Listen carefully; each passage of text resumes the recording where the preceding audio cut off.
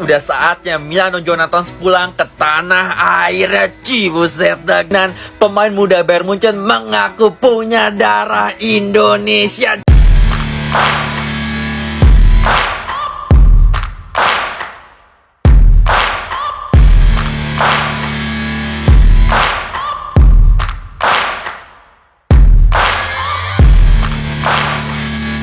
Operasi rahasia naturalisasi. 5 pemain kelas dunia diam-diam disiapkan Timnas Indonesia. Jakarta, 16 Juni 2025, operasi senyap yang selama ini disimpan rapat oleh PSSI akhirnya mulai terendus publik. Timnas Indonesia, di bawah komando pelatih Shin Tae-yong, ST, ternyata sedang menyiapkan sebuah langkah taktis yang bisa mengubah peta kekuatan Asia dalam ronde keempat kualifikasi Piala Dunia 2026 zona AFC. Tidak tanggung-tanggung, 5 nama pemain kelas dunia dikabarkan sudah dalam jalur naturalisasi untuk memperkuat skuad Garuda menghadapi lawan-lawan berat seperti Jepang, Australia, dan Arab Saudi. Langkah ini disebut sebagai Operasi Rahasia Naturalisasi. Sebuah proyek diam-diam yang dikebut langsung oleh Ketua Umum PSSI Erick Thohir dan tim internal federasi sejak Indonesia dipastikan lolos ke ronde keempat. Dengan waktu hanya beberapa bulan hingga pertandingan pertama pada September 2025, PSSI bergerak cepat dan sistematis untuk memastikan bahwa amunisi yang dibawa ke medan perang bukan lagi sekadar pemain muda bertalenta, tetapi juga pemain berpengalaman Eropa yang bisa memberi perbedaan nyata. Bocoran nama-nama pemain mulai tercium. Menurut sejumlah sumber terpercaya di internal federasi dan hasil pantauan intensif media asing, kelima nama yang masuk daftar prioritas naturalisasi berasal dari 4 posisi krusial: penjaga gawang, bek tengah, gelandang bertahan, sayap kanan, dan striker murni. Inilah posisi-posisi yang dinilai STY masih memiliki celah jika hanya mengandalkan stok pemain lokal. Berikut bocoran nama-nama tersebut. Emil Audero, kiper Italia Indonesia. Kiper Sampdoria yang kini berstatus bebas transfer ini masuk radar karena memiliki darah Indonesia dari sang ibu. Audero adalah pemain dengan pengalaman Serie A dan disebut siap membela merah putih setelah komunikasi rahasia dengan tim STY. Kemampuannya dalam membaca penalti dan distribusi bola membuatnya kandidat ideal menggantikan Hernando atau Syahrul di bawah Mistar. Jordi Amat II, bek tengah Spanyol, Indonesia. Ini bukan Jordi Amat yang sekarang, tapi seorang bek muda Spanyol berusia 24 tahun berdarah Indonesia yang namanya masih dirahasiakan. Bermain di Segunda Division, bek ini disebut memiliki gaya main mirip Sergio Ramos dan sudah masuk radar sejak 2023. Ia diyakini bersedia membela timnas karena merasa kurang dihargai di negara asalnya. Kevin Dix, gelandang bertahan Belanda Indonesia. Mantan pemain Feyenoord dan FC Copenhagen ini kabarnya sudah masuk tahap akhir naturalisasi.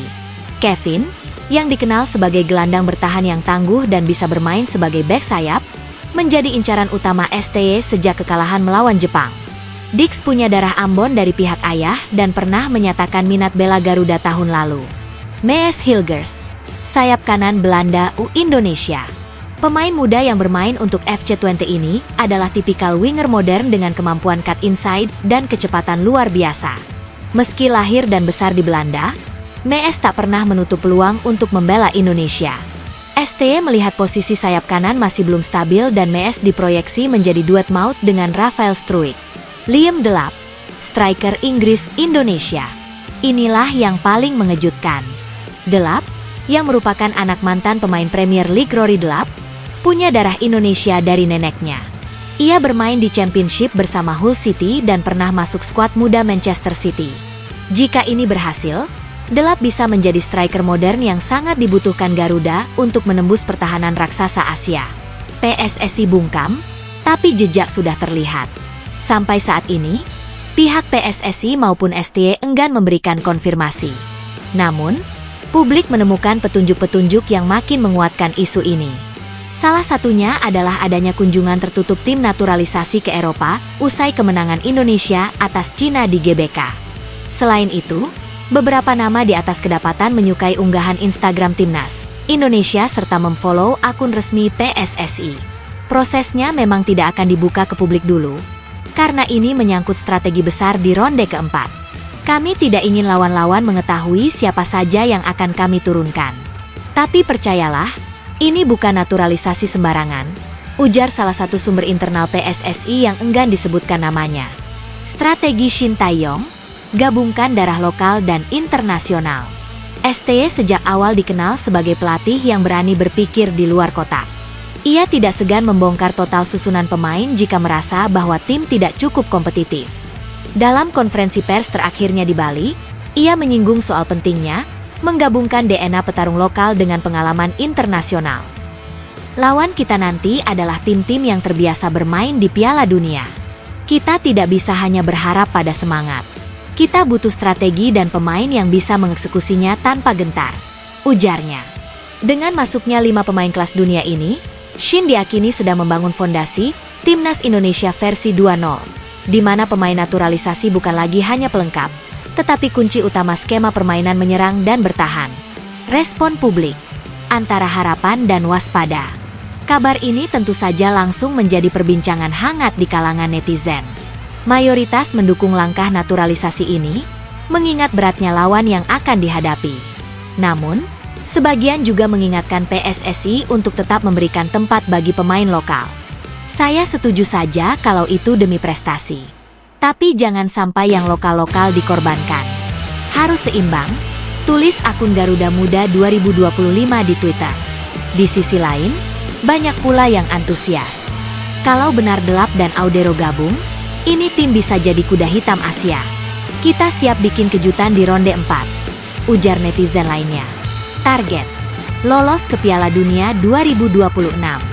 Erick Thohir dalam beberapa kesempatan menyebut bahwa target utama Indonesia saat ini bukan lagi sekadar ikut meramaikan, tapi berkompetisi secara serius untuk lolos ke Piala Dunia 2026. Dengan format baru dan peluang yang lebih terbuka, Indonesia memiliki kans realistis, terutama jika skuadnya diperkuat dengan pemain berpengalaman. Langkah naturalisasi besar-besaran ini tampaknya merupakan jawaban atas tuntutan tersebut. Jika semua berjalan sesuai rencana, maka dalam beberapa bulan ke depan, Timnas Indonesia akan tampil dengan wajah yang sangat berbeda, lebih kuat, lebih percaya diri, dan lebih siap menghadapi tantangan. Penutup.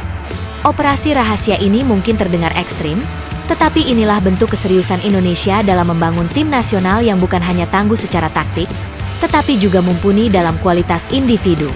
PSSI dan STY tampaknya sadar bahwa untuk bersaing di level tertinggi Asia, dibutuhkan pemain dengan jam terbang dan karakter global. Kini, semua mata akan tertuju ke perkembangan proses ini. Akankah kelima pemain tersebut resmi menjadi WNI sebelum September? Jika ya, maka bersiaplah, karena Garuda akan terbang lebih tinggi dari sebelumnya.